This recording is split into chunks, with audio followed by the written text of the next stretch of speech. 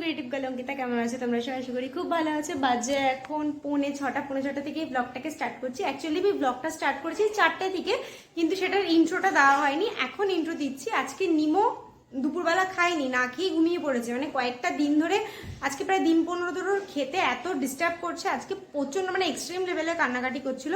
ওর জন্য আজকে আমি দুপুরের খিচুড়িটাকে স্কিপ করে দিয়েছি, খাইনি, খুব কান্নাকাটি করছিল বলে। তো আজকের ভিডিওটা যেই পারপাস তোমরা অলরেডি থাম্বনেল দেখে বুঝেই গেছো। কাল বাদে পরশু হচ্ছে মহালয়। আজকে উমা বলছি, আজকে নিমোকে উমার সাজানোর একটা মানে সাজিয়ে ফটো তোলার ইচ্ছা রয়েছে। তো সেই ওপরেই ভিডিওটা, চলো এরপর থেকে কী কী হবে না হবে, মানে কী কী করেছি না করেছি সব কিছু তোমরা দেখতে থাকো। আই হোপ আজকে ব্লগটা দেখতে হলে খুব ভালো লাগবে। তো চলো স্টার্ট করা যাক। আজকে ভাত খাইনি দুপুরে, এখন ঘুমের চোখে ওই দুধ খাওয়াচ্ছে। কি করবে, খেতেই চায় না, একদম খাওয়া ছেড়ে দিয়েছে। কেন যে সেরকম কে জানে, ঘুমিয়ে ঘুমিয়ে দুধ খাচ্ছে।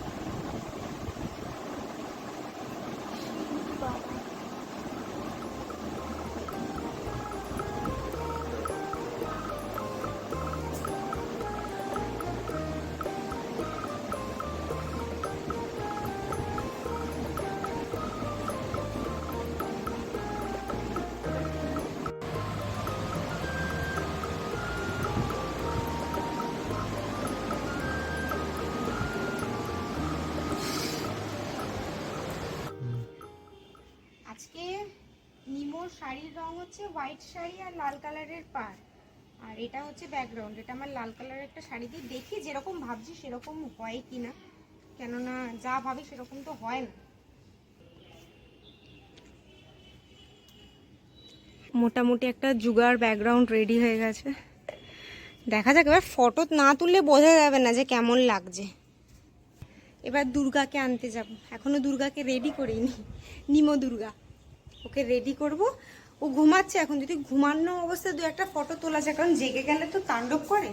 ঘুমানো অবস্থায় যদি দু একটা ফটো তোলা যায় তো তুলবো, না হলে জেগে গেলে জেগে যাবে, কিছু করার নেই।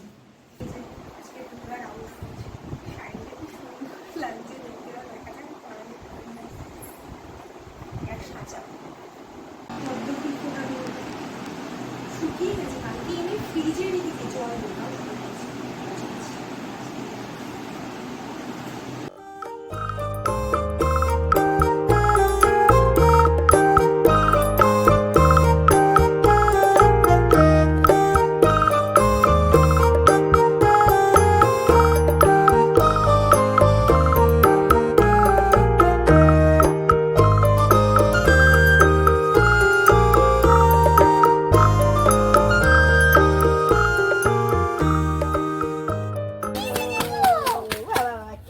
দুর্গা ঠাকুর মাই কি জয়।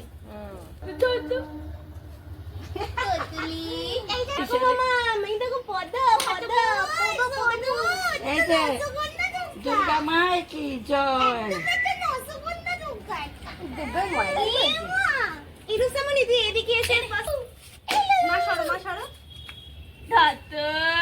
কইরে কইরে কইরে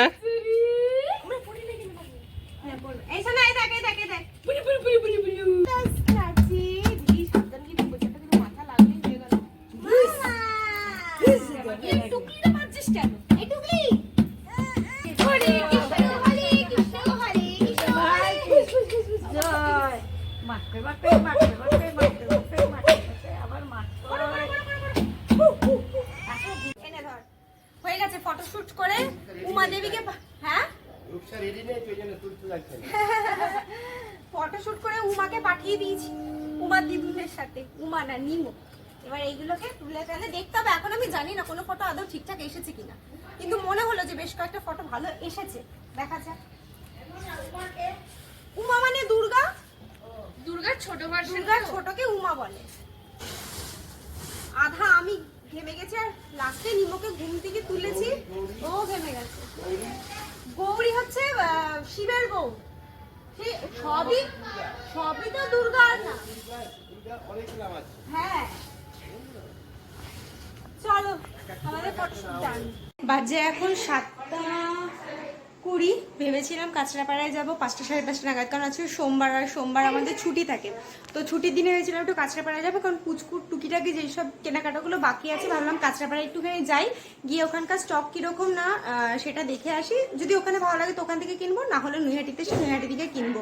কিন্তু এখন 7:30 বাজে, 5টা সাড়ে 5টা কি 6টায় যাওয়ার ইচ্ছা ছিল। মিস্টার শাহ বললো 6টার সময় আসবে, 6:30টাতে আমাকে ফোন করে বলছে যে রেডি হয়েছে। আমি ওকে বললাম যে আজকে আমি বাড়িতেও ফিরবো। ভাবলাম থাক আজকে তো বাড়িতেও যাবো, অনেক রাত হয়ে যাবে, আজকে আর কাঁচরাপাড়ায় যেতে হবে না, নৈহাটি থেকেই ঘুরবো। ওকে আমি 4:30টার সময় বলেছি নৈহাটি থেকেই কেনাকাটা করব। এখন 7:30 বাজে, এখনও তিনি এসে পৌঁছায়নি। আমার মনে হয় যে ওকে আমি বলেছিলাম নৈহাটিতে যাবো বলে, ও এতই দেরি করছে যে এরপরে বাড়িতে যাওয়ার সময় হয়তো আসবে। তাই মা রেডি হয়েছে, আমি রেডি হয়েছি, ওখানে মা পুচকুকে রেডি করছে, আমি মা আর পুচকু 3জন মিলে বেরোই। তারপর ও যখন ফোন করবে ওকে বলে নেবো যে আমরা নৈহাটিতে আছি। যা এখন বেরোবো, বেরিয়ে দেখি কি পাই না পাই, যা হবে না হবে বা কি কিনলাম না কিনলাম সব তোমাদের সাথে শেয়ার করবো।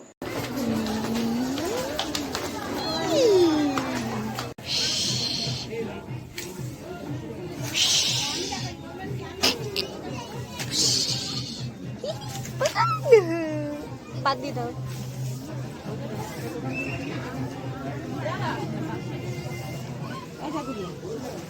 এটা কার জন্য? ওর এটা হচ্ছে বিগত 3-4 বছর পরে পড়তে পারবে। উচকে পাচকা নিয়ে জামা কাপড় কেনা খুব মুশকিলের, খালি ই ই ই ই করে যাচ্ছে। তোমারই ড্রেস কিনছি, শুধু তোমার, শুধু তোমার। ওখানে পাপা দেখছে, কিনে কিনে কেনা শেষ হচ্ছে না। এই বাচ্চাটার অবস্থা দেখো, জামা কাপড়ের উপরে বসে বসে জল পাচ্ছে। এই শোনা, তোকে পিটাবে পিটাবে না, বলছি ড্রাইভার পড়ানো চলছে। দেখো